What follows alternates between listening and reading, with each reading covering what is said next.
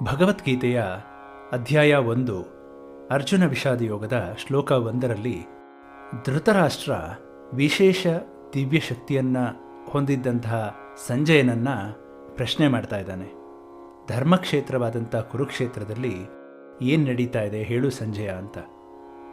ಈಗ 2ನೇ ಶ್ಲೋಕದಲ್ಲಿ ಸಂಜಯ ಈ ರೀತಿ ಹೇಳ್ತಾ ಇದ್ದಾನೆ.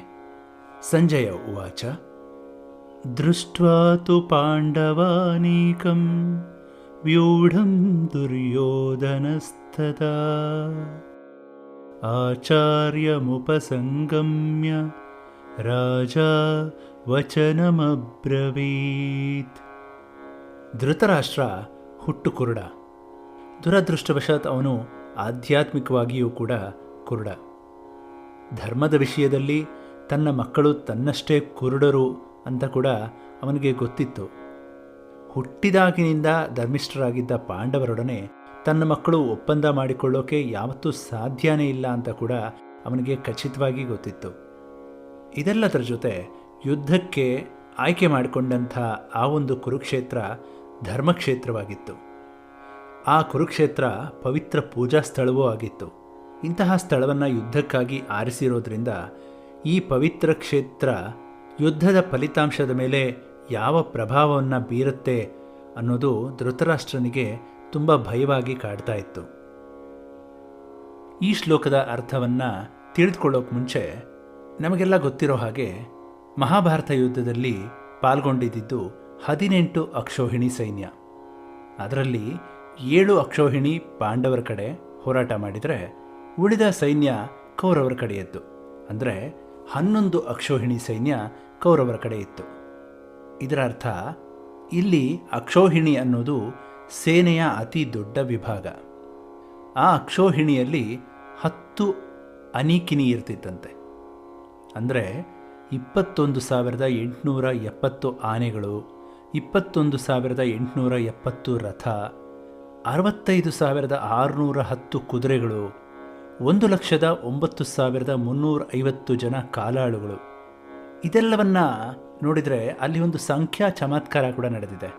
ಅದನ್ನು ಗಮನಿಸೋದಾದರೆ ಈ ಎಲ್ಲ ಅಂಕಿಗಳು ಈ ಹಿಂದೆ ಏನು ಹೇಳಿದೆ ಅದೆಲ್ಲವನ್ನ ಒಟ್ಟು ಮಾಡಿದಾಗ ಬರುವಂಥ ಅಂಕಿ 18. ಈ ಲೆಕ್ಕಾಚಾರದ ರೀತಿ ಒಂದು ಅನೀಕಿನಿ ಅಂದರೆ 10ನೇ ಒಂದು ಅಕ್ಷೋಹಿಣಿ. ಅಂದರೆ ಒಂದು ಅನೀಕಿನಿಲಿ 2,187 ಆನೆಗಳು, 2,187 ರಥಗಳು, 6,561 ಕುದುರೆಗಳು, 1,935 ಕಾಲಾಳುಗಳು. ಇದು ಪಾಂಡವರ ಸೇನೆಯ 70ನೇ ಒಂದು ಭಾಗ ಅಂತೆ. ಯುದ್ಧ ಮಾಡುವಾಗ ಎಲ್ಲ 18 ಅಕ್ಷೋಹಿಣಿ ಒಂದೇ ಸಲ ಯುದ್ಧ ಮಾಡ್ತಾ ಇರಲಿಲ್ಲ. ಒಂದು ತುಕಡಿ ಒಂದು ಸಲ ಒಂದು ನಿರ್ದಿಷ್ಟ ವ್ಯೂಹ ರಚಿಸಿ ಹೋರಾಟ ಮಾಡ್ತಿದ್ರಂತೆ.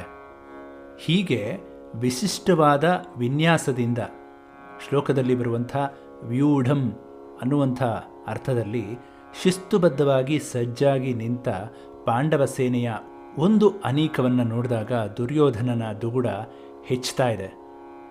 ಇದು ಮಾನಸಿಕವಾಗಿ ಅವನಿಗೆ ಆಗಿರುವಂಥ ಒಂದು ಮೊದಲ ಆಘಾತ. ಈ ಮಾನಸಿಕ ಸ್ಥಿತಿಯಲ್ಲಿ ಆತ ಆಚಾರ್ಯರ ಬಳಿ ಹೋಗ್ತಾನೆ. ಆಚಾರ್ಯರು ಅಂದರೆ ಗುರುಗಳಲ್ಲಿ ದೊಡ್ಡವರಾದಂಥ ದ್ರೋಣಾಚಾರ್ಯರು. ಅವರ ಹತ್ರ ಹೋಗಿ ನಮಸ್ಕಾರ ಮಾಡಿ ಶಿಷ್ಯನ ರೀತಿ ವರ್ತಿಸದೆ ತಾನು ರಾಜ ಅನ್ನುವಂಥ ಅಹಂಕಾರದಿಂದ ಆಡಬಾರದ ರೀತಿ ಮಾತನಾಡಕ್ಕೆ ಶುರು ಮಾಡ್ತಾನೆ. ಇದು ಒಂದು ಕಡೆ ಆದರೆ ಈ ಶ್ಲೋಕದಲ್ಲಿ ನಮ್ಮ ಮನಃಶಾಸ್ತ್ರಕ್ಕೆ ಸಂಬಂಧಪಟ್ಟಂಥ ವಿಷಯವನ್ನು ಸೂಕ್ಷ್ಮವಾಗಿ ಗಮನಿಸಬಹುದು. ಯುದ್ಧ ಭೂಮಿಗೆ ತಾನು ಗೆದ್ದೇ ಗೆಲ್ತೀನಿ ಅಂತ ಬಂದಿದ್ದ ದುರ್ಯೋಧನ ಪಾಂಡವರ ಒಂದು ಅನೀಕವನ್ನು ನೋಡಿದ ತಕ್ಷಣ ಮಾನಸಿಕ ಅಸಮತೋಲನ ಹೊಂದುತ್ತಾನೆ. ಅದರಿಂದ ಆತ ಹೇಗೆ ತಳಮಳಗೊಂಡ ಅನ್ನೋದನ್ನು ಈ ಶ್ಲೋಕದಲ್ಲಿ ಒತ್ತಿ ಹೇಳಿದ್ದಾರೆ. ತನ್ನಲ್ಲಿ 11 ಅಕ್ಷೋಹಿಣಿ ಸೈನ್ಯ ಇದ್ದರೂ ಕೂಡ ಪಾಂಡವರ ಒಂದು ಪುಟ್ಟ ಅನೀಕವನ್ನು ಕಂಡು ಮಾನಸಿಕವಾಗಿ ವಿಪ್ಲವನಾಗ್ತಾನೆ ದುರ್ಯೋಧನ. ಇದರಿಂದ ಹೆದರಿದಂಥ ದುರ್ಯೋಧನ ದ್ರೋಣಾಚಾರ್ಯರ ಹತ್ರ ಹೋಗಿ ಅಹಂಕಾರದ ಮಾತುಗಳನ್ನು ಆಡೋಕ್ಕೆ ಶುರು ಮಾಡ್ತಾನೆ. ಆಚಾರ್ಯರ ಹತ್ರ ಹೇಗೆ ಮಾತಾಡಬೇಕು ಅನ್ನೋದು ತಿಳ್ಕೊಳ್ಳದೆ ಏನು ಮಾತಾಡ್ತಾನೆ ಅನ್ನೋದನ್ನು ಮುಂದಿನ ಶ್ಲೋಕದಲ್ಲಿ ನೋಡೋಣ. ಅಲ್ಲಿವರೆಗೂ ಎಲ್ಲರಿಗೂ ನಮಸ್ಕಾರ.